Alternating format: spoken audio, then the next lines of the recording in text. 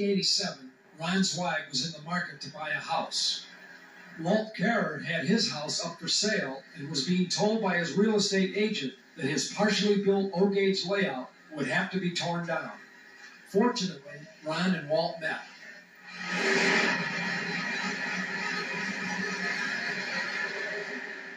Our children had gotten married and left home, and we decided to sell the big house and look for something smaller.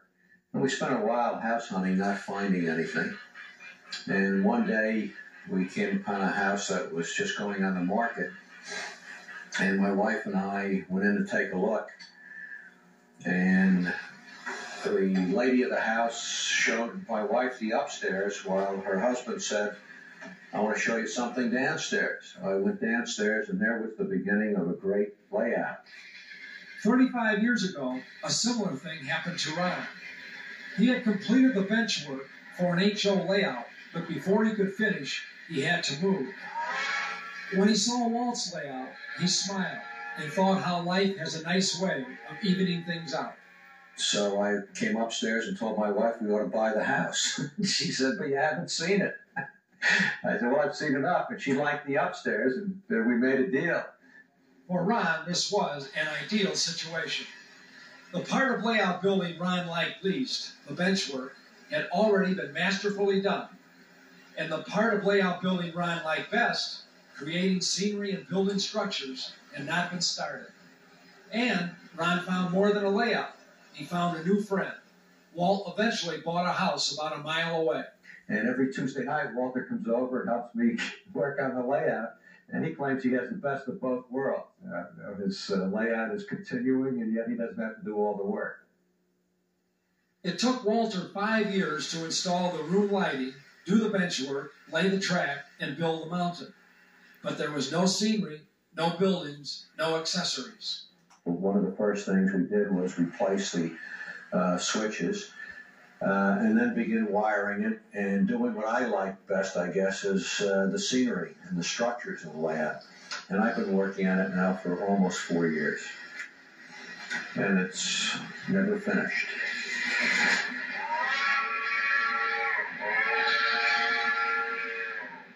The L-shaped two-level layout measures 13 feet by 21 feet by 30 feet.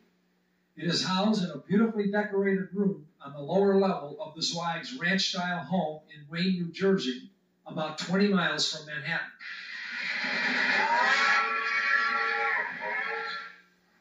We'll start our tour at the Roundhouse.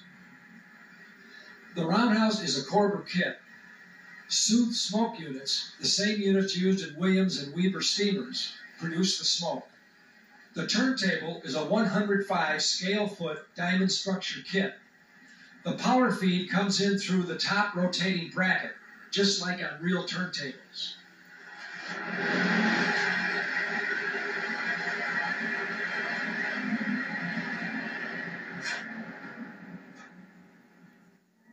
Al Gomecko created the circus and the numerous animations scattered about the layout.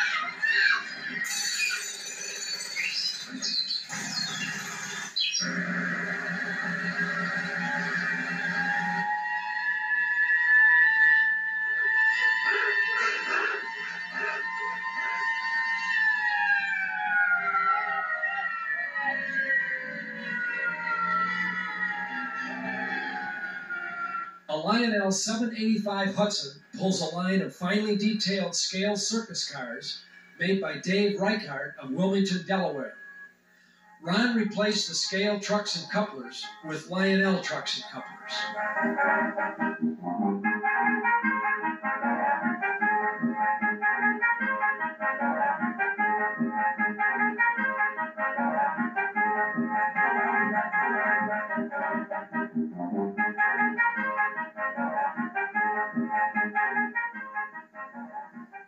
row houses are by International Hobby of Philadelphia.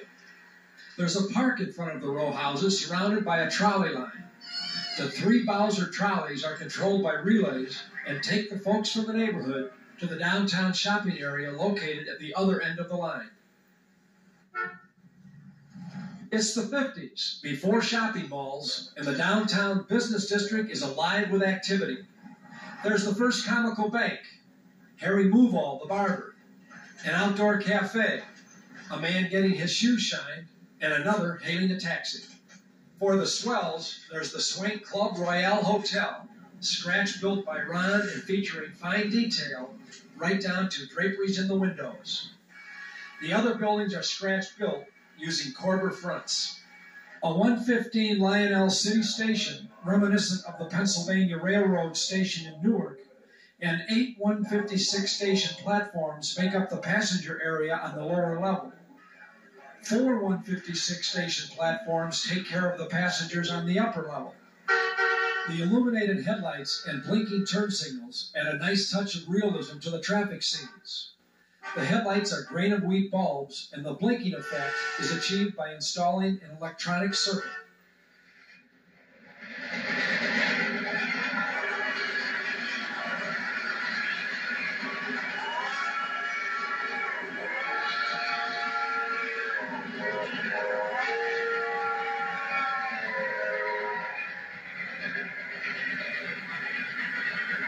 The industrial area features large and medium-sized factories, all with quirky names. There's the I.C. Berg Refrigerator Company, the Lawson Foundry, the Spare Tire Company, the Legend Dairy, and the R.U. Knott's Lumberyard. I'm not a collector. I like to operate the trains, but I also like action on the layout, and that's why I have a lot of action-oriented either accessories or other features, whether it's the backhoe digging in the street or the house on fire and so on. I have it so that when people come and look at it, I think they enjoy looking at it, even though they may not be railroad model builders or really into railroading.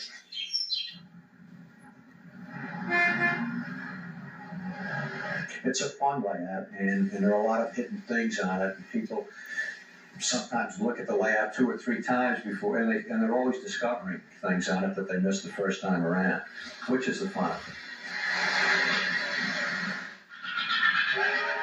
Yeah, I like Lionel trains and some of the others, but I also like scale appearance. So what I decided was to go with some people refer to as high rail, but it's running Lionel engines on a scale-looking layout, guardrail track and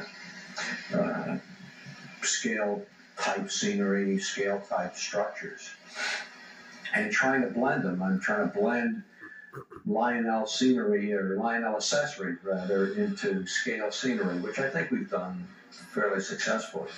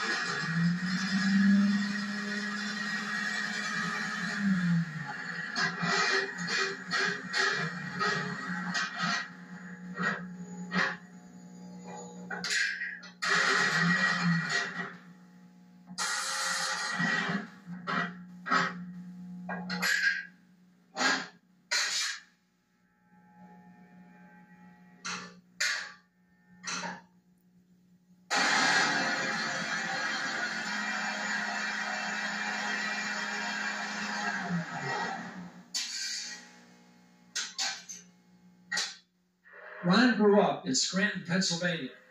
The railroads were changing from steam to diesel, and Scranton was train heaven. The Delaware Lackawanna and Western, the Delaware and Hudson, the New York Ontario and Western, and the Lehigh Valley roared through town daily. It is not surprising that Ron, whose home was on Railroad Avenue, has had a lifelong fascination with trains. Memories also influenced Walt. If you look at sections of the Pennsylvania Railroad down in Newark along McCarter Highway, you'll see that they used actually very large-sized brownstone on the elevated sections of the railroad. So as a kid, I always was down in that area. So I wanted to do something like that. I come up with the idea of using the Z-brick and the mortar that comes with it, cutting them up into approximate size. It's not really the scale. It's a decor brick or Z-brick. It's a plastic type of material, and it's all you have to do is score the Z-brick.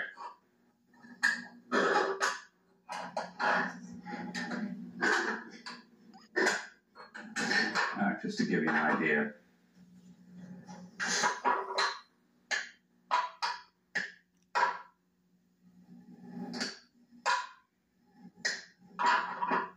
You make up a batch of these, and you just apply the mortar, and just like you're building a brick wall, you just put the small bricks on. When that's all done, there's a lot of dust on here. Take a brush and just go around like this here, clean it up, and that's it. The table is constructed. It's a 2x4, and it has a 3/4 inch plywood decking on it, and we put homosote on top. In some areas, we added cork on top. And then for ballast, we did a mixture, which is for every unit was 2 bags of dark brown, 2 bags of light brown, 1 buff, and 1 black. We thoroughly mixed that together. And then swept it in between the ties and on the side, sprayed it wet with a water spray, and then with a diluted white glue, sprayed over that and glued it down pretty tight. The Z-brick mastic was also used to create the mountains and hills. Many people I know use wire screening. We use burlap because it was easier, I thought, to work with, and we can get nice crevices out of the burlap.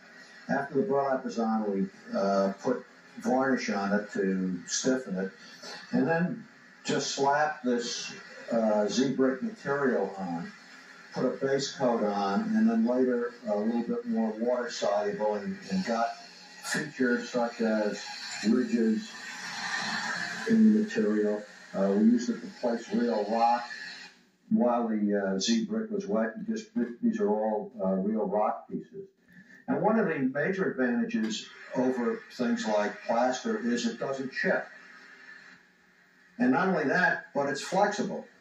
I just use a water-based paint over it. What I do is use a water-based brown, and then we sprinkle dirt on top of it. And we use baseball diamond dirt.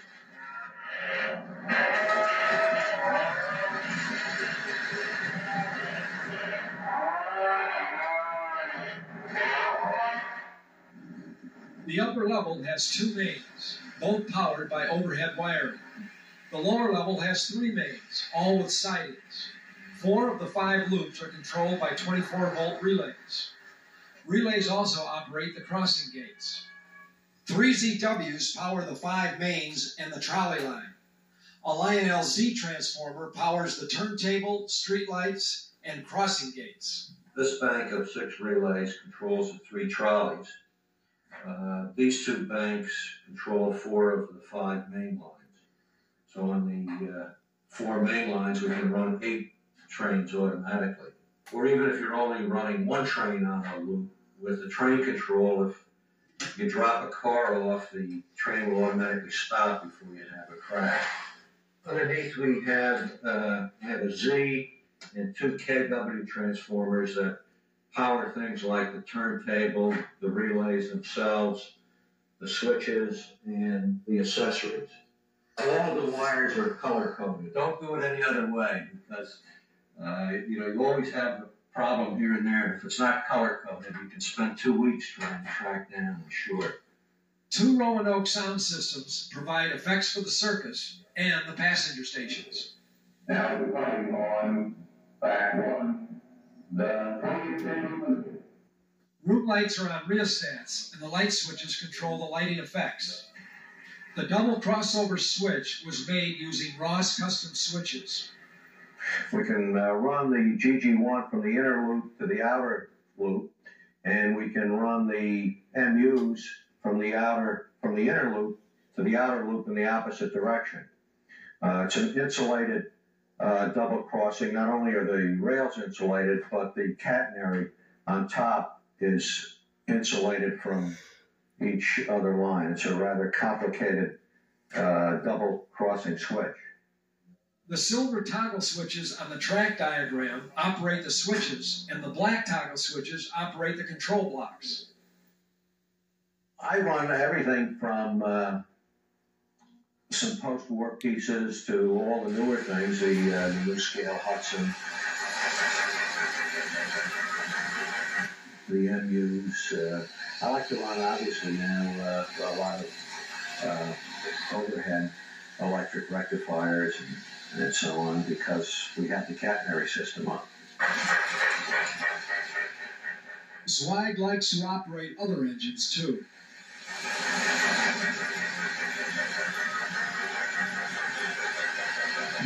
Now we're putting on back one.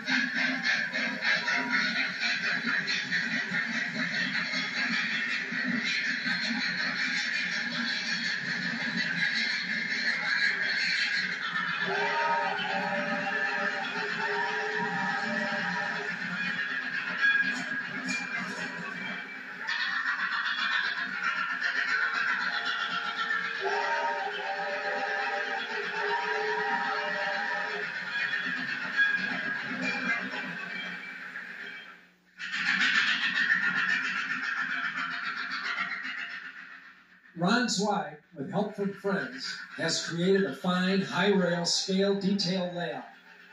But as impressive as the track work, scenery, and structures are, the thing that sets it apart from other fine high-rail layouts is the catenary system.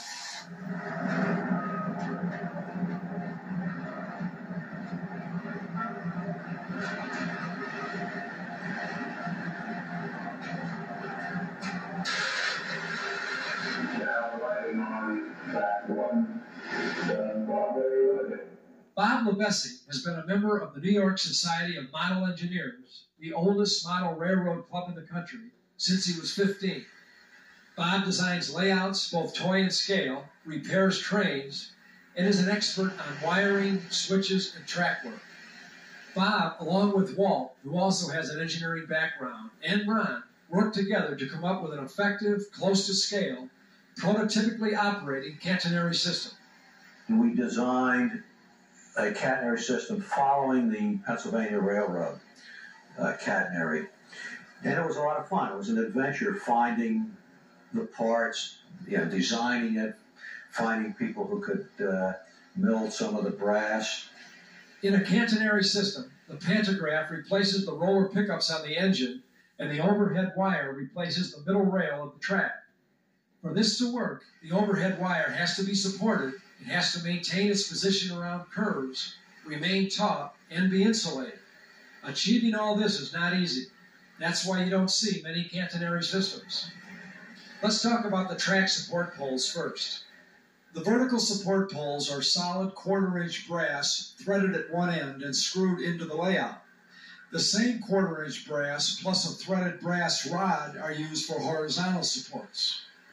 And this would all interlock and supported itself together, forming a very strong and solid piece to mount the catenary in later on. In an overhead system, there are two wires, the primary and the secondary. The primary wire, also called the trolley wire, is soldered to the secondary wire by means of small brass spacers. We set up a punch and die and hand punched out hundreds of these squares and soldered them about every 5 inches between the two wires. You have to get a good solid joint in there that would space it and give it tension and allow the pantograph to smoothly ride over the bottom wire. In order to maintain tension during temperature changes, the secondary wire or support wire has to float. Achieving this is the hardest part of any overhead wiring system.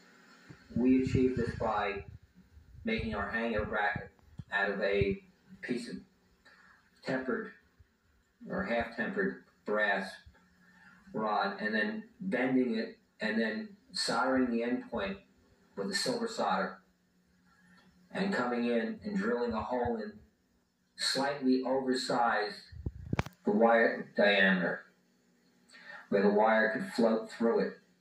Plastic water bottles filled with sand and attached to the ends of the wires supply the weight necessary to keep the free-floating wires taut. The primary wire must be kept above the center of the track. To maintain this position on curves, additional wires are needed. These wires are called pull-offs. Pull-offs are connected to either the trackside supports or to the primary wire feeding the other line. You attach wires to the top wire and pull it off to the pole so that you get a curve in the wire and you get the proper tension and spacing between the wires. You use other pull-offs. Since the primary wire is hot, all pull-offs and support brackets have to be insulated. You're dealing with brass which conducts electricity, and you have to keep, obviously, the two lines separated. The entire system was scratch-built, including the plastic washers used for insulators. We slipped those on the hanger so that the power was insulated on each line. And the thing would be riding like that inside the brass. So there's no way that this could actually conduct electricity across. Small pieces of clear lucite provide insulation for the pull-off wires. Attached it to each half of the wires to provide the insulation so that the power that's in this line is insulated at this point. And the same way with pieces that draw between the two lines, they're insulated at this point to keep the power independent in each of the two loops. For a Lionel engine to operate on overhead wiring, two changes have to be made. The spring on the pantograph should be replaced with a stronger spring, so the pantograph maintains better contact with the primary wire. And the wire from the motor has to be disconnected from the roller pickups and connected to a brass plate, which is wired to the pantographs.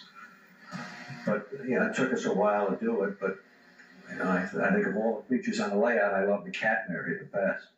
The thing that amazed me the most was, I guess, my friends really engineered it well, because I think it looks good, it looks in scale, the wire is thin enough to look scale, and yet it runs perfectly. It ran perfectly from the time we soldered the pieces together. And quite honestly, that surprised me. It worked better than, quite frankly, than putting in track work.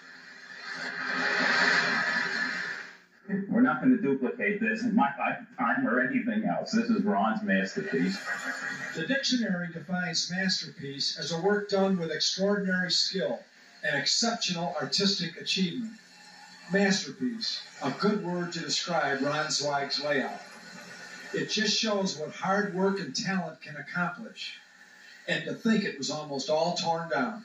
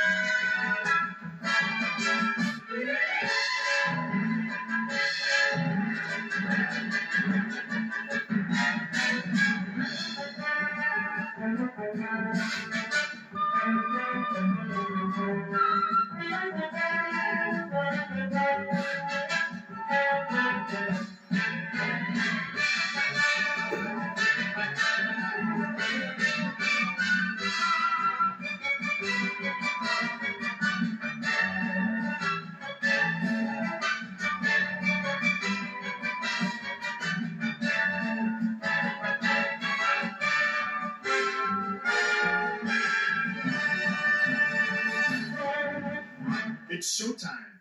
Broadway set designer and model railroader Clarke Dunham created this layout for Doug DuBay's new toy train museum and train store located in West Des Moines, Iowa. Dunham used theatrical lighting, stagecraft, and dazzling backdrops to fashion a layout which is fanciful, realistic, and spectacular. There's a deep river gorge, high mountains, lush clouds, passenger stations, freight stations, farms, big cities, little towns, a bookstore, and bridges, a sensational 8-foot-long viaduct, a gas station with an airplane, men at work, kids at play, a sleek streamliner riding on clouds, and of course, a factory where lifesavers are made.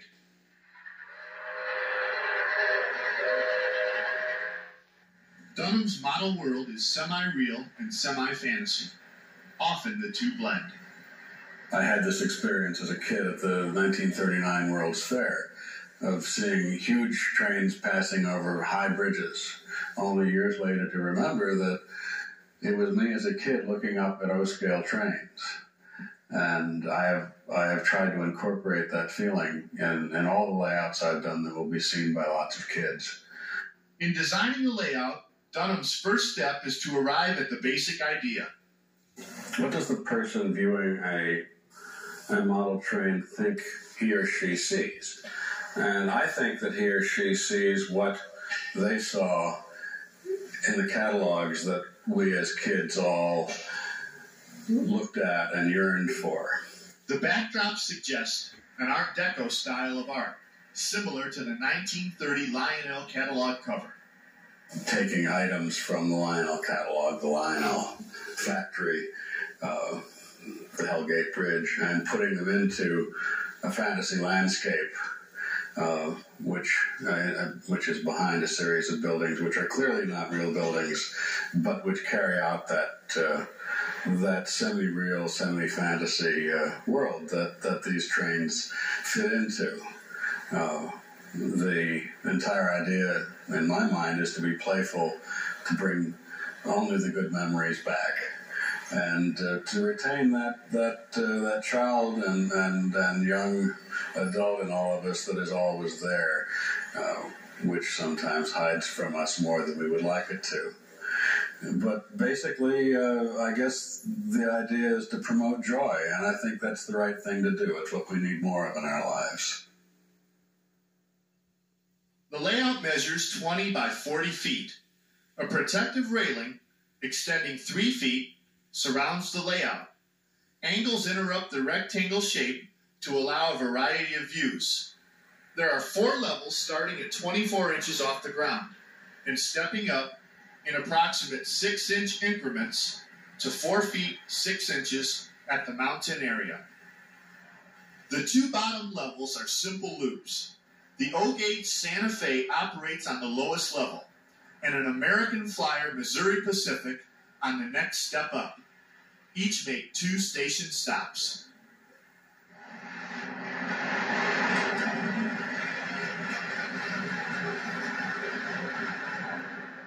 Four trains operate on the 3rd level. A Rock Island 040 switcher leaves its shed, goes behind the station, stops, and returns.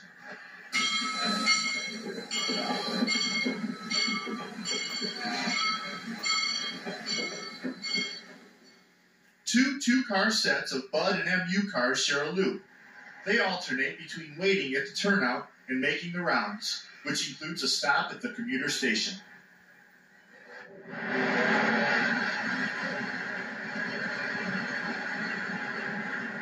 The 4th train on the 3rd level, a grain train headed by a Rock Island Jeep, travels a loop at the front half of the layout opposite the mountain.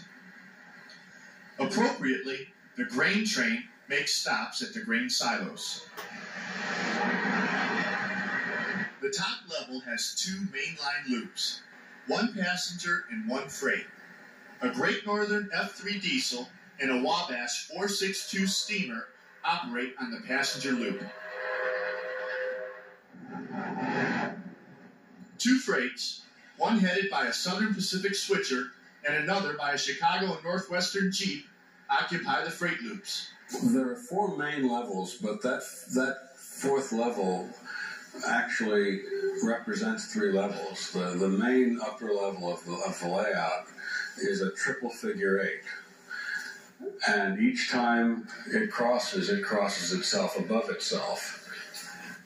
So it starts out at 3 feet 3 inches at the front of the layout and winds up at 4 feet 6 inches at the back of the layout.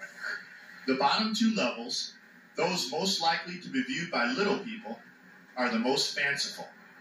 The upper levels, those which will be seen by adults, are the more realistic. But there's fancy there too, to help transport the adults back to when they were dreaming about toy trains.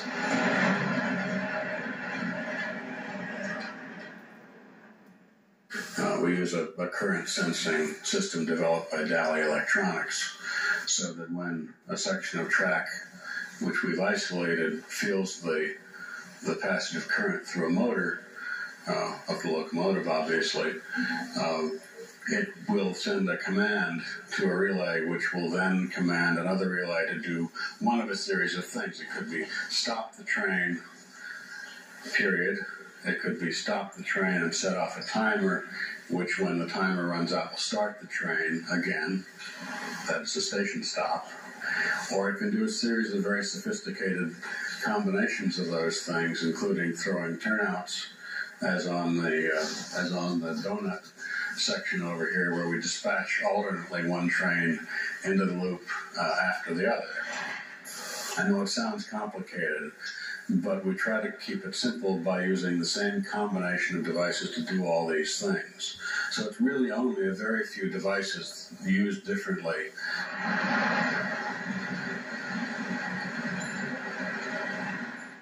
Dunham uses a design device called selective compression to create the illusion of depth. Using a bandsaw, Dunham changes the configuration of the buildings, cutting them in half and using the back half as another front. By reducing the depth of the buildings, more space is allowed for the trains. And by reusing the back portion, you get more buildings out of the same number of kits. This K-Line airport hangar is a good example of selective compression. The kit is cut not quite in half, so both buildings have slightly different dimensions. And then it's laid up against the cloud background. We find also that sometimes backs of buildings and parts of other buildings wind up mingling later on to form other parts of a backdrop. Around on the other side, there's a flyer station and a complete city behind it that occupies only 4 inches. The modified buildings blend into the backdrops, which extend the illusion of depth. The backdrops also help hide the visual lulls between the different levels. The bottom 2 levels are separated by a backdrop of skyscrapers and clouds. The backdrop rises above the S-gauge track so that the Missouri Pacific and the entire upper portion of the layout appears to be floating on clouds. It lightens the look. It increases, I think, a sense of playfulness with the layout and underlines the sense of fun and fantasy that I think we all feel, that I certainly feel about all these things that we do. The Dunham studio crew is drawn from a pool of about 25 Broadway, Hollywood, and television artists and craftspeople.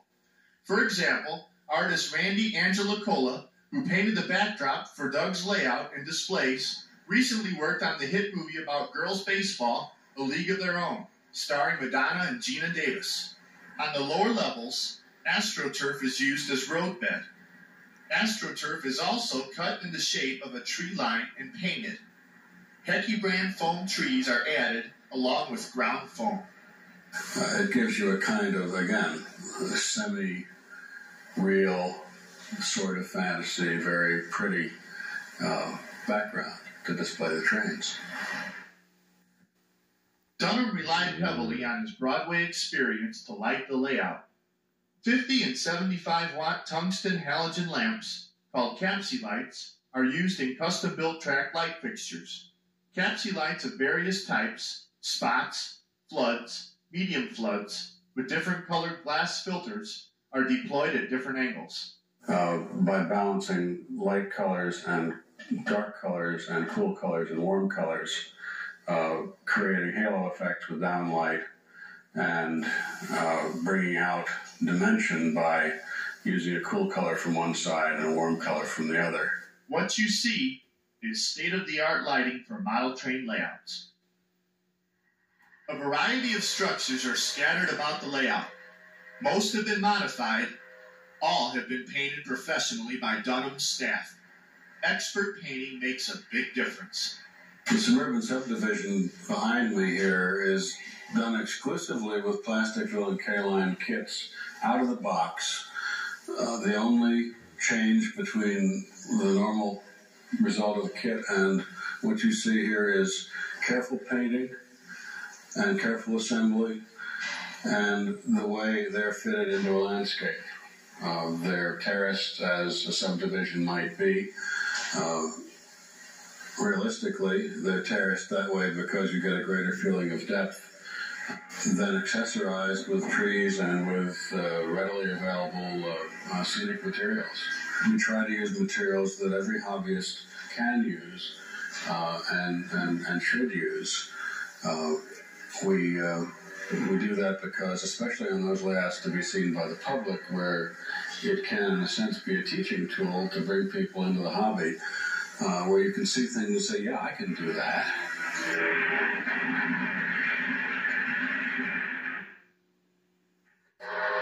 The large buildings, the grain elevators, coal loader, and large passenger station are by Thomas Kerrigan of Glen Rock, Pennsylvania. At the front of the layout is a patch of renovated Victorian homes, reminiscent of those one might see in a yuppified section of a big city. The buildings, by International Hobbies, have been cut to various depths and painted. All buildings are painted before assembly. The Broadway musical always strives for a spectacular opening, something that will grab the audience and rivet them to their seats. Dunham has brought that Broadway tradition to layout building. Upon entering, the first thing a visitor sees is the giant Lifesaver factory. It's set against a dramatic 6-foot-tall backdrop of smokestacks, belching thick white smoke against a rich blue sky. It works. People stop in their tracks. Originally, the Lifesaver factory was a scale architect's model of an ammonia plant which Doug purchased at auction. Rather than keep it a drab and dull and environment-threatening ammonia factory, Clarke painted it bright colors and turned it into a delightful Lifesaver factory. Eventually, there will be Lionel Lifesaver tank cars parked on a siding in front. On the inner urban line, the Lionel Rico station was kit-bashed with an Arlie station, along with 2 station platforms.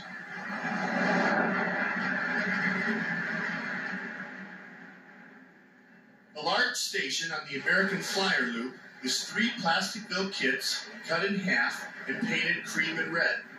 The same kits were used on the Santa Fe Loop, but painted green and cream. The control panel is located in a raised area next to the river gorge. From this perch, the operator can see the entire layout and immediately pinpoint any trouble. Dunham uses DC current for operating reliability. In AC operation, E units dropping into neutral can cause problems. The 2 main lines are powered by 2 Daly Engineer power packs. 8 amps power the passenger loop and 5 amps power the freight loop. All the other trains are powered by Daly Chief Yardmaster power packs. Some 3 amp, some 5 amp. The blinking lights indicate station stops and other current sensing train controls.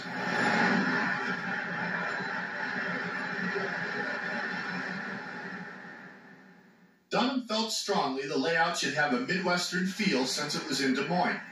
So there are granaries and farms. But Dunham is not one to be slavish about keeping things the way they are supposed to be. And I wouldn't want to put something like the Hellgate Bridge into the middle of the Midwestern Sea. Although I've quite unabashedly put it on a backdrop because it's part of the Lionel tradition. DuBay's proposal, received by Dunham in March 1992, included a well-thought-out list of specs. Among DuBay's requirements were the trains be Lionel, 4 seasons be represented, DuBay would supply the track and a number of structures from his collection, plus the size, cost, completion date, and that the layout conformed to museum safety standards. We showed drawings of the track plan and a schematic isometric drawing of the locations of major landmarks along the railroad. And Doug gave his approval, and we stepped out from there to create the specifics all the way around.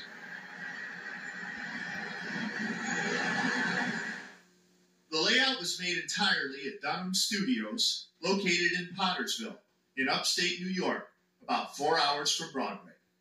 The benchwork was made the same way they build stage sets, 1x6 framework on 24-inch centers covered with half-inch plywood. The viaduct was based on viaducts Dunham has seen in both the East and the Midwest. It was made with layers of 2-inch styrofoam glued together, then finished with 1/4-inch thick styrofoam and covered with textured paint. Lionel through truss bridges, plate girder bridges, and arch under bridges lead up to and away from the viaduct. The mountain is using another styrofoam technique, which is building up of a skeleton in not skeleton form in plank foam, insulation foam, generally 2 inches. But in point of fact, we use whatever's lying around the shop as scrap. We fill in around the skeleton with more scrap styrofoam just to fill out the volume, and then we spray styrofoam over the top of the liquid insulation styrofoam. We delivered it. We started work on it, physical work on it, after design work. About the 7th of May, we delivered it the 21st of June. So the actual construction took about 6 weeks. The truck arrived at 9 o'clock on a Monday morning. The entire layout was standing as you see it, minus the railings and plexiglass, at 5 o'clock that evening. 6 weeks to build the layout and 1 day to install it. That seemed fast to us, but after we saw the videotape of the installation, we understood how Dunham and his staff get things done so quickly.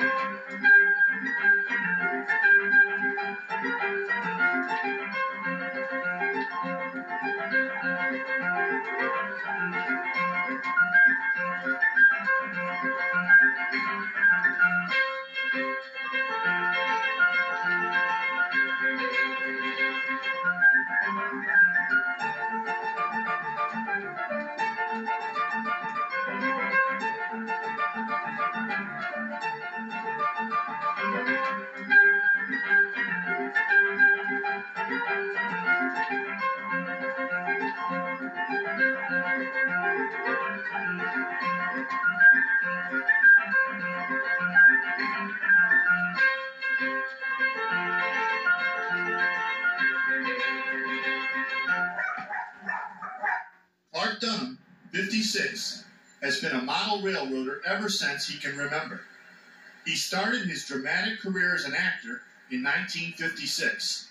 He studied design and in 1960 became a scenic, lighting, and projection designer for the Broadway stage. Dunham has received 2 Tony nominations, one in 1984 for End of the World and another in 1985 for Grind. Both plays were directed by Harold Prince. Over a Broadway career, one always knows if you're good at it, you'll finally get your big hit, your chorus line. I would never have dreamed, although it doesn't surprise me in retrospect, that my big hit, my chorus line would turn out to be a Model Railroad. After the Tony nominations, Dunham started getting proposals from advertising agencies. One such proposal was to design and build a 3-story high railroad station to house a giant model train display. It was to be built in the 6-story tall City Court atrium on 53rd and Lexington in Manhattan, and became known as Citibank Station. It opened in 1987 and ran for 4 years. 750,000 people filed past the display, which featured 21 trains operating on 18 tracks. There was a backdrop of New York's skyline as it appeared in 1939, and a model of the 1939 New York World's Fair. The lighting was computer-controlled and constantly changed from day to dusk to night to dawn. The layout was triangular in shape, each leg about 32 feet long. Citibank Station was a smash hit and propelled Dunham into a new arena, designer of model train layouts. I would rather do both model trains and Broadway because the two mix so well. Doing layouts of this scale have all the elements of doing a Broadway show. All the freaksmanship involved in getting it done and getting it on and getting it delivered, getting it trucked, all the planning, and all the drama really at the same time.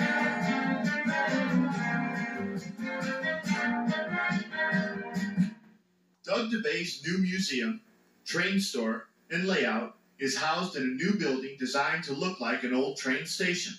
Trains run everywhere, on the ceiling, in the display cases, and of course, on the layout. The train store is in front, and the museum and layout are in the back. The display cases contain 6 decades of toys and trains, all from DuBay's personal collection. There's the first trains ever built by Lionel, the beautiful standard gauge trains from the 20s, and the great scale trains of the late 30s. There's the World War I Army train and the paper train Lionel offered during World War II. All the major manufacturers are represented: American Flyer, Ives, Marx.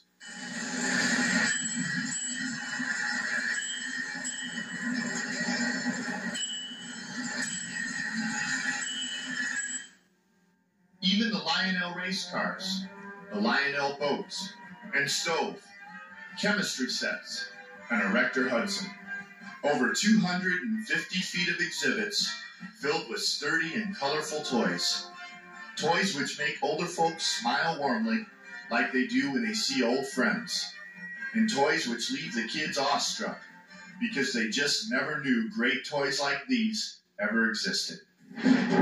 Opening day for Doug DuBay's Toy Train Museum and Train Store was July 23rd, 1992. It rained, but it came anyway.